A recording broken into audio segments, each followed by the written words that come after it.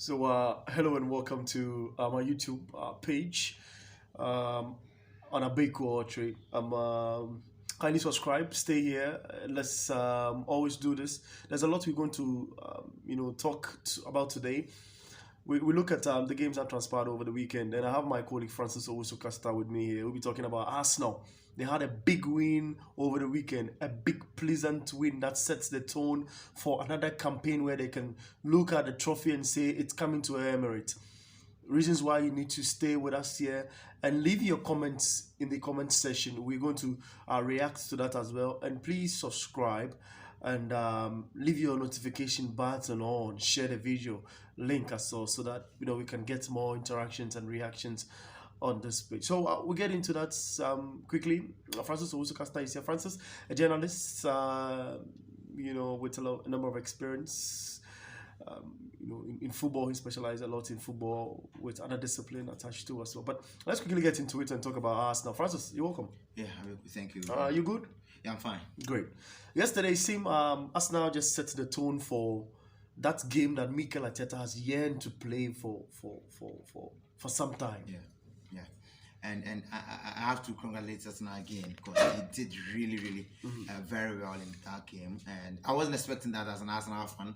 Okay. In fact, I was expecting a draw, and the best for Arsenal, I was expecting a draw for Arsenal, but fortunately for us, we were able to win that game on the 86th minute. But let me begin analyzing the game with the lineup.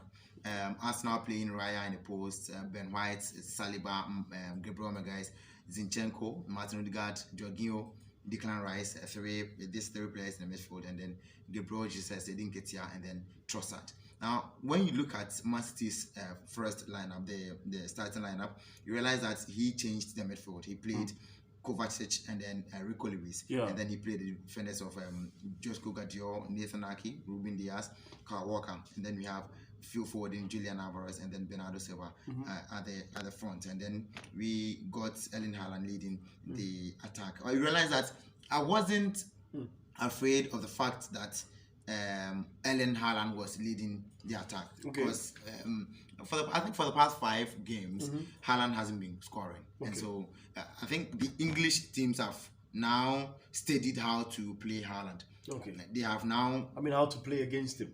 Yes, against him and prevent him from scoring. Okay. And so that one, I realized that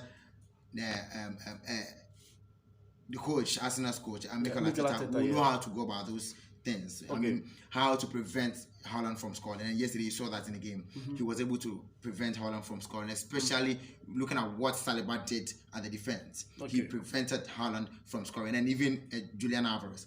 So you realize that Arsenal wanted to play an attacking football.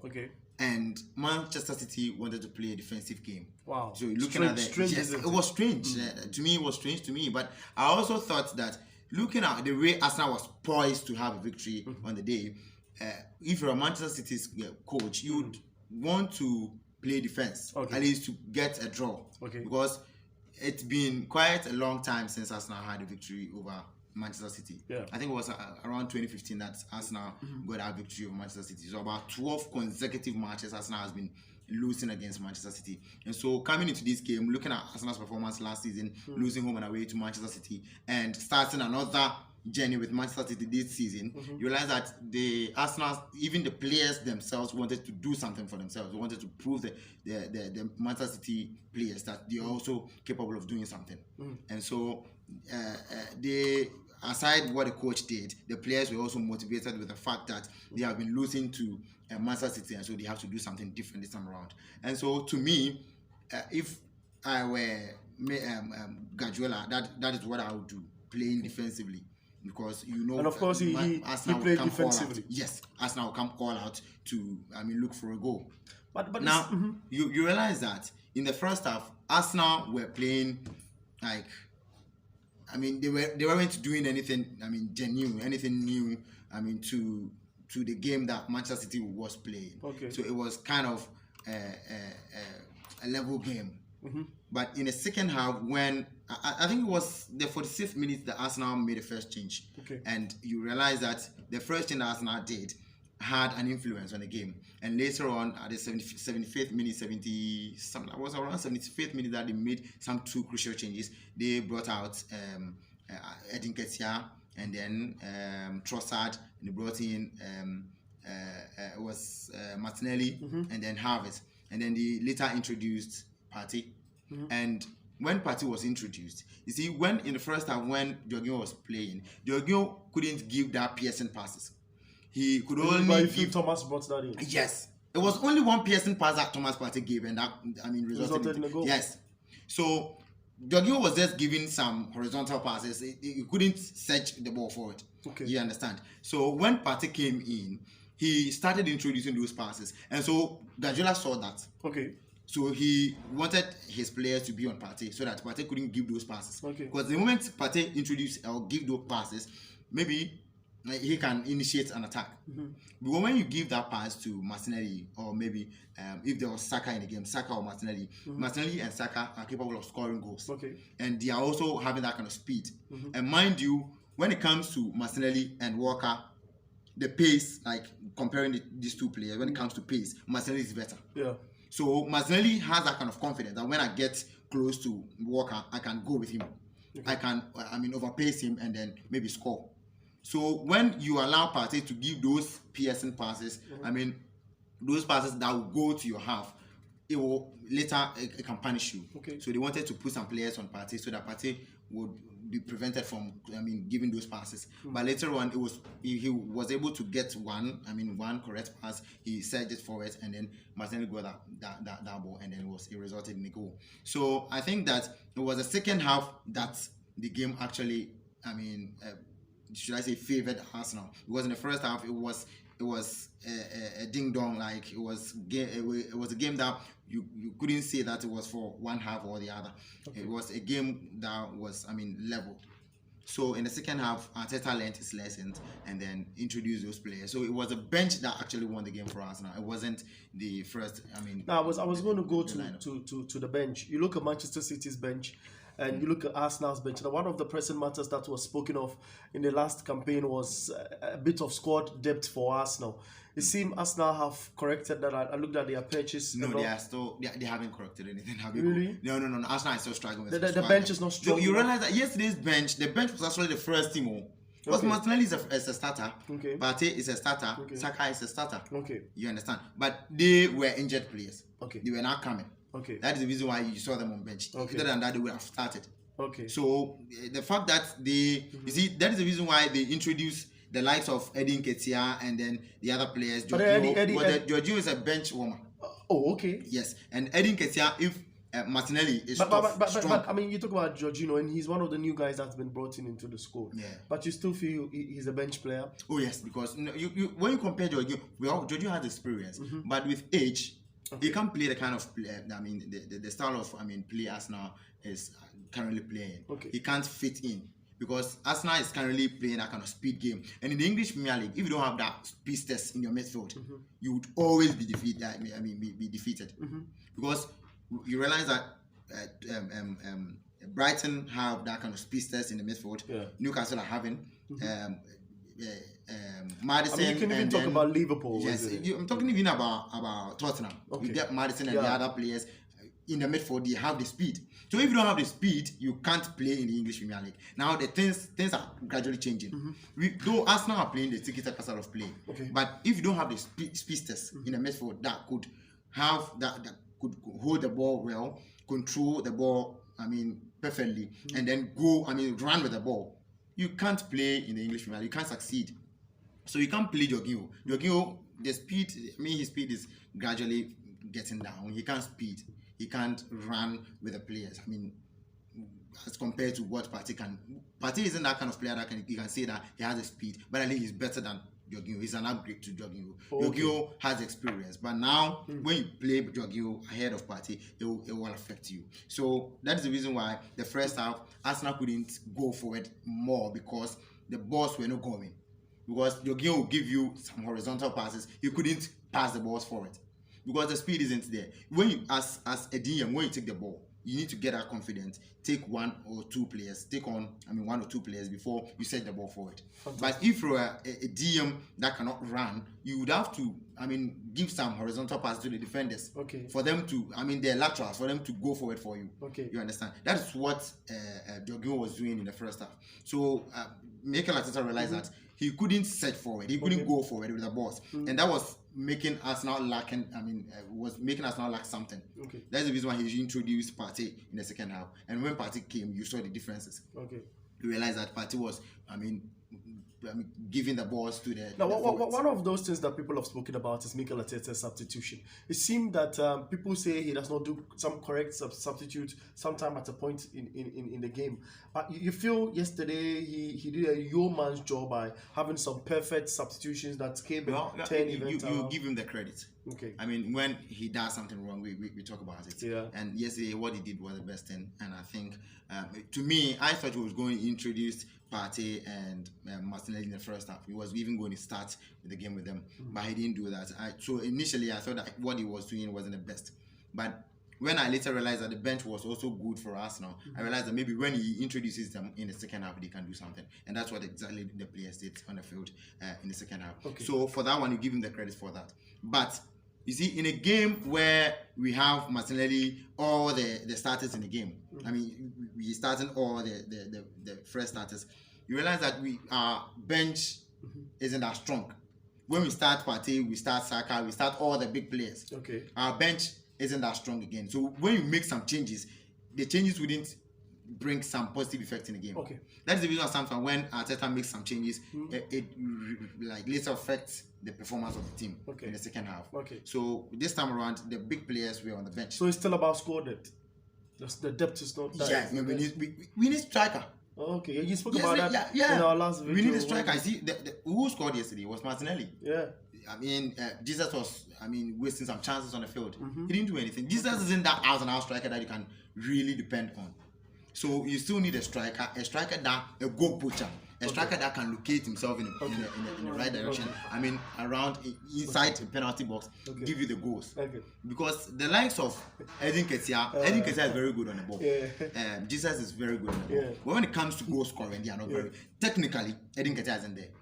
For Jesus, you can give him maybe 50% or something. Technically, Edin Ketia is not a scorer. He can give you this, but he's not. But he's relatively young. Then we come back to the man. Well, when do you want Edin Ketia to grow? You understand? Because Arsenal has been giving Nketiah more time. Last season he nearly left the club. Arteta told him he would give him playing time, so he has to stay. So he stayed. He stayed last season. He played. He couldn't prove to the Arsenal supporters that he was capable of scoring goals, and so they brought in Jesus. Okay. This season, it's the same thing. Nothing has changed. He doesn't seem like he's going to change. So to me, I think that Arsenal need to get rid of Edin Ketia and bring in a different, maybe like I was saying the other time, Ivan Toney is a very good striker. Okay. You can talk about Osimhen, but you see, so you feel from the names you're mentioning, it seems Arsenal needs a striker, typical number 9. A typical number 9. There are not many on the market, but at least you can get 1 or 2. Okay. And they are very expensive, but you need to get them because when we needed Rice, we went for him. 100 million. Yeah. So it means that Arsenal can pay 100 million to get a player. And before you can win the Premier League, you can't compete with the likes of what was the name, Haaland for Manchester City. You go to Tottenham, you get the likes of Richarlison. Yeah. Richarlison is a very good goal scorer. When you give him the pass, he'll give you the goals. He missed a lot of chances. Yes, but he's a very good goal scorer. So we have the likes of Richarlison, who is a very good goal scorer.